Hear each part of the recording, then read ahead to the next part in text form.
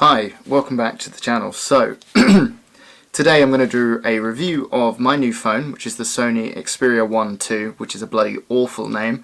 I don't usually really make these kind of videos, but I got a new phone. I had been using the Pixel 3 XL for approximately 2 years now.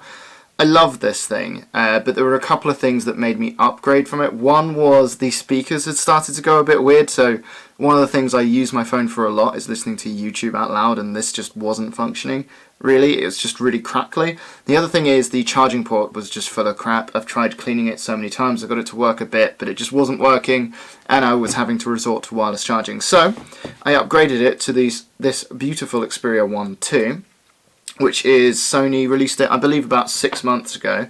I've been using a case. It is a fingerprint magnet. Here it is, case free. So, as you can probably see from the background, this is a bit different to usual for my videos. I'm at home for the lockdown in the UK at the moment. We've got some nasty, worse coronavirus strains, so here I am at my parents'. So what this video won't be full of is loads of fancy editing. I don't have a great computer with me, but I'm just going to go through my opinions of the phone, the raw specs, whether I think it was an upgrade, and how it is in general. Fun little Easter eggs, I actually found my first ever Xperia phone at home, so you can see the difference here. This was something 10 mini, something mini, but I remember this Android phone back in the day. It was very cool. But let's get on to the main event, which is this phone here. So it's a Snapdragon 865, obviously flagship specs, 4000 milliamp battery, which is a lot bigger than the 3000 something that was in my Pixel 3 XL, and I have been noticing that, even though it's got that 4K screen. As I just mentioned, 4K HDR screen, 60 Hz though, but the screen on this thing is really beautiful. Watching content on there is great. The colours just look amazing when you're on Netflix, etc. This thing looks awesome. And it's OLED, obviously. It's got 3 cameras on it. I believe they're all 12 megapixel. It's got a 24mm, a 70mm, and a 16mm. What that means is it's got 24mm is a normal smartphone camera, what they usually is. The 70 is a telephoto, so it will be a zoom lens, and then the 16 is an ultra wide. My old Pixel only had one lens. It could still do portrait using AI. So the difference really with this one is, like, it's a really good photography phone if you know what you're doing. The old Pixel, which I love, and I like stock Android, both of these run basically stock, it basically fixed everything for you. This thing has great camera specs, but you do kind of need to know what you're doing. It has laser autofocus as well, which I believe Sony's brought in from their Sony Alpha line of cameras. So it's really cool focus, it's really good focus. You can get some really sharp pictures. It's got OIS and EIS, and it can record at 4K 60 FPS, which is fucking great for a phone. It's got 8GB of RAM, and the front camera is 8 megapixel and is sort of okay. It smooths out your features a lot if you're into that. But to be honest, I don't use the front camera very much. It's also got Type-C, as everything has wireless charging. It has as well, which the smaller version of this, the 5.2, doesn't have, which is a bit annoying. It's 5G capable, at least in the UK. I think in the US it may not be. There's like different bands you guys use, but it's definitely 5G capable in the UK. I've used 5G on it. And also a headphone jack, which is unusual to see these days. I don't use the headphone jack that often, but it's just nice to include if your headphones are out of battery or you don't have any with you. So that's cool. So let's move on to sort of my impressions of the phone. First thing I noticed straight away when using it is fast. I'm sure that's the same as every other modern phone, but it uses stock Android, so there's barely anything on here. It's lightning fast. It's still 60 Hz, but as I said, I was on the Pixel 3 XL, which is 60 Hz anyway, so I didn't really notice anything from that. This phone, the shape's interesting. It's 16:9. It's designed for sort of content consumption. So it's a very tall phone. As I said, went from the 3 XL. You can see they're kind of similar dimensions, really. This one's a bit taller, but the Pixel's a bit wider. I think it's great. I really like this form factor. I think it's fine. You do get some black bars when using certain apps such as Instagram stories, which is a bit annoying, but overall I really like this form factor. I like a big phone, so that's cool. Yeah, the speakers on this thing are amazing. As I said, I watch a lot of content out loud.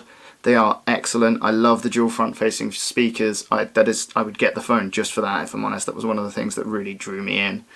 Especially coming from a Pixel device, like the older Pixel devices always had dual front-facing speakers, and that was key for me. In addition to that, you have, yeah, the screen just looks beautiful, 4K. When content is 16:9 as well, it looks excellent. This is a great sort of video watching phone. The battery life is also great. I've been getting an average of sort of 4 to 5 hours screen on time, which is about an hour more than I used to get on my old phone, and is just sufficient for me. I wouldn't say I'm a power user. I don't really game on my phone, but I take a lot of photos, take some video, and I'm browsing Reddit a lot.